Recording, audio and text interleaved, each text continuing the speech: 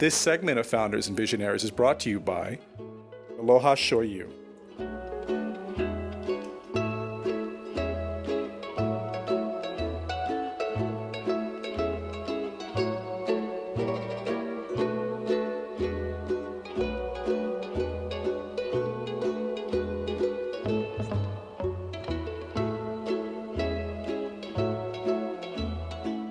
So Brian, you have such a really fascinating story, and the first question that I have to ask you is, how does a practicing pharmacist become president of Aloha Shoyu?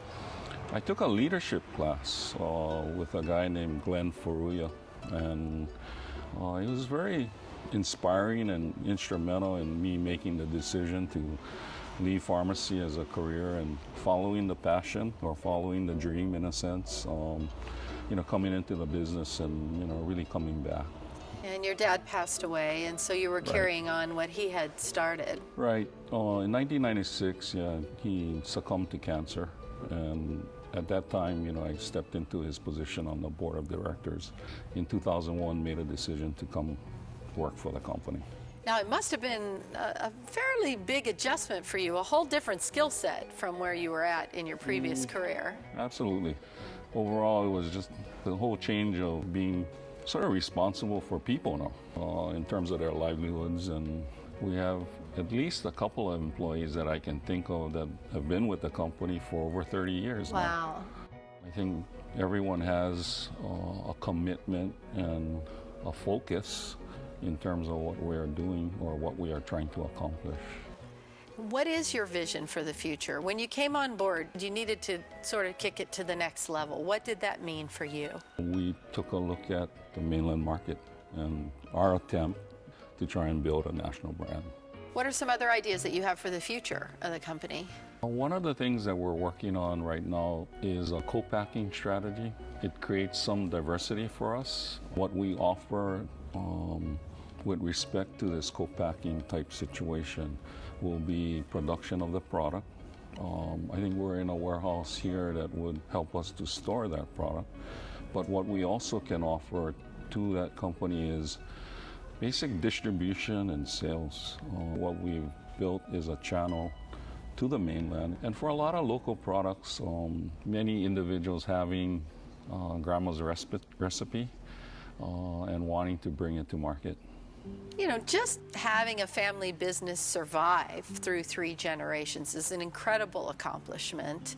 What have been some of the challenges and excitements that you've had along the way with that? Yeah, I think for me personally, it's just finding the balance in terms of the business and your family life. But I think overall, some of the challenges have been basically taking a small company, which we are still a small company, and trying to do a little bit better with what we have in a sense. And I think the fact that we are represented by the state of Hawaii per se, that it gives us a chance to go out and hopefully be successful. The other big question, especially if you spend time on the mainland, is it shoyu or is it soy? I think mainland is soy sauce. I think it's more recognized that way. I think it's an American word. Shoyu is a Japanese word. Any new products on the horizon? The newest of our products that we're going to introduce into the market is actually a gluten-free soy sauce product. It's a category that has been basically exploding on the mainland. We plan to do a soy sauce product, which would be a lower sodium soy sauce, along with potentially a teriyaki type sauce. What is it that you think sets Aloha Shoyu apart from its competitors? Its taste. I think we're small enough to be able to adapt quickly and be flexible to changing situations in the marketplace. It gives us an opportunity to be probably more responsive in a sense to our customers. What do you look for in a good shoyu? I think personally, flavor or taste. I think secondly, color. Thirdly, price. Locally here, it gives us an advantage in terms of what it costs for shipping today. My family is from Kumamoto, which is southern Japan, where The profile of the product is very similar to what it is today, where it's a lighter, sweeter profile. You have to keep the family recipe under tight lock and key. Well, yes, but it's something that has gone through an evolution. We've gotten it to the point where we feel very comfortable with what we do. For someone who's never seen the manufacturing of shoyu, how does that go? For us, it starts with flour and soybean. It's a compressed process. It's nothing like what you've probably heard about in terms of straight fermentation. It gives us a uniqueness that I believe separated us from our competitors. It's incredible to think how much consumption there is out there.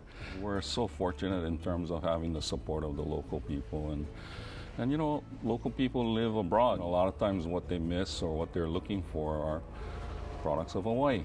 When we start looking at the marketplace, a lot of times that's where the support comes from. Hawaii is still the #1 consumer of your product? Oh, absolutely. Hawaii is a very sellable thing right now, and so the Aloha in your name probably helps that cause on the mainland. Correct. I think our name really says it all. In a sense, what we are trying to do is sell a part of Hawaii.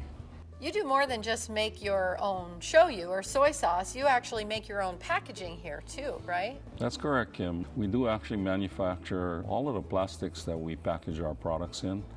The plastics are all recyclable. What is it that keeps you passionate about doing the family business and, you know, keeps you going for the future? We started a journey, in a sense, to build a national brand. We know it's going to take time and money, and I think this dream of ours, it sort of keeps you going. So what's the hope for the next generation? Are either of your kids interested in the business? I think I'd like to think that my son is interested. You know, really the hope is that he would gain some experience and then come work for the company. But ultimately, I think it's really possibly there for him if he wants it. You know, honestly, I was very fortunate to come into a business that was well established by the 2 generations before me. Going forward, it really gives us a good platform to grow from. And I think maybe the next generation will take it to the next level.